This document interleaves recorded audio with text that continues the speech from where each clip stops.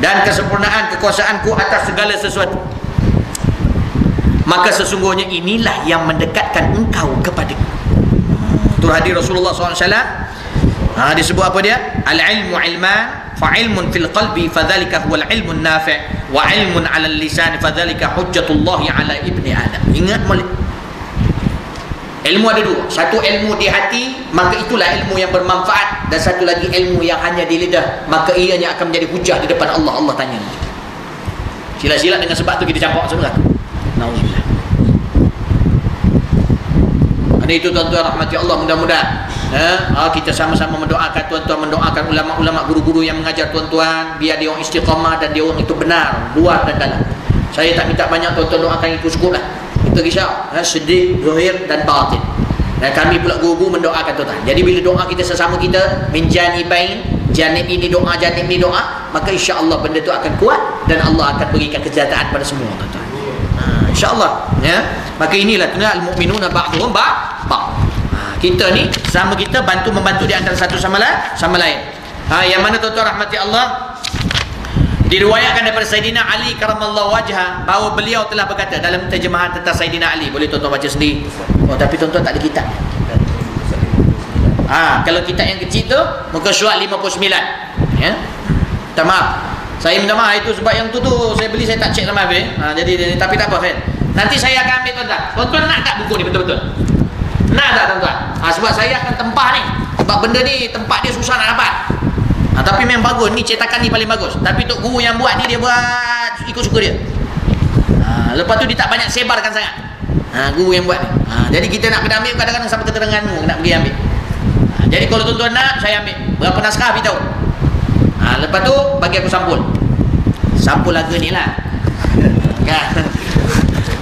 Sebab duit madrasah nak guna untuk ni. Sebab apa? Sebahagian itu dah tempah daripada Solo, adab sulukul murid, terjemahan juga saya dah nak bagikan niat, nak bagi pada masjid dekat kampung, dekat pondok. Ada satu masjid tu nak bagi dia orang rasa ilmu tu penting, maka kita insya-Allah wakafkan kat situ. Jadi yang ini kalau nak, sebab dia agak banyak. RM35 tuan-tuan rahmati Allah. Ya. Jadi kalau boleh tuan-tuan standby RM35. Tuan-tuan jual lah kereta ke rumah ke untuk dapatkan RM35. Aku perli tu sebenarnya. Tuan-tuan rahmati Allah, buat RM35 ciput je tuan-tuan. Baik, khair insya-Allah. Maka mudah-mudahan tuan-tuan rahmati Allah, bahawa beliau telah berkata, Sayyidina Ali kata apa tu? Sedap ni. Tiada menggembirakan akan daku sepenuh kegembiraan andainya aku mati di waktu kanak-kanak dan aku dimasukkan ke syurga. Sayyidina Ali kata, aku tak gembira betul lagi kalau aku mati masa kecil, mana tak mukallaf lagi, lepas tu aku masukkan syurga. Oi, kita kalau dengar macam tu, tak gembira apa? Syukurlah kan.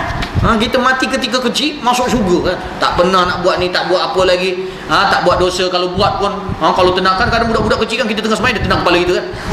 Tak berdosa. Budak-budak dia berak sepa depan orang kan. Tidak ada masalah.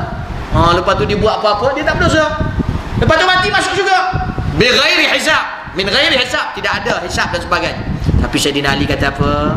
Aku ni paling, dia kata, aku tidaklah mengembirakan aku sepenuh kegembiraan. Maknanya gembira juga, tapi tidak sampai maksimal gembira. Kalau aku mati kecil-kecil, kemudian aku dimasukkan dalam syurga. Walhal, dalam keadaan aku mati kecil itu, walhal aku tak sempat besar, dan aku tak sempat besar dapat mengenal Tuhanku. Nampak? Dia tidak bergembira semua, sebab dia paling gembira kalau dia dapat mengenal Tuhan dan dia dimasukkan syurga dengan pengenalan itu. Nampak tu? Maka sesungguhnya orang yang paling mengenal Allah itu ialah orang yang paling takut dan yang paling banyak beribadat kepada Allah, lagi yang paling baik memberi nasihat pada jalan Allah Subhanahu Wa Taala. Sebab seseorang tu bila dia takut dengan Allah, secara automatik petunjuk bahawa dia takut pada Allah, ibadat dia berlipat ganda. Dia takut pada Allah, dia akan menjadi dia akan paling banyak beribadat dan paling baik memberi nasihat. Tak henti-henti dia beri nasihat, dan dia paling takut pada Allah. Orang kalau sekiranya cakap tak takut pada Allah, macam-macam apa sebagainya, tapi dia buat maksiat, ibadat dia pun ciput ya. Maka ketika tu dia masih lagi sebenarnya tak sampai kepada tahap yang sebenarnya dia kenal Allah.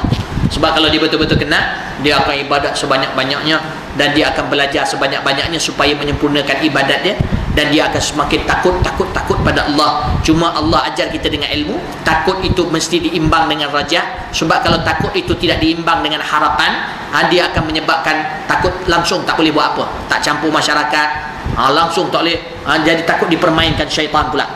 Dia jadi was-was yang teruk. Ini orang-orang was-was yang teruk ni kadang dia takut sembahyang dia tak diterima kan, dia takut. Tapi kita kena gandingkan dengan raja, iaitu harapan. Maka insya-Allah, dan ianya didatangkan dengan dasar ilmu yang kuat, maka menyebabkan dia tidak akan was-was insya-Allah. Maka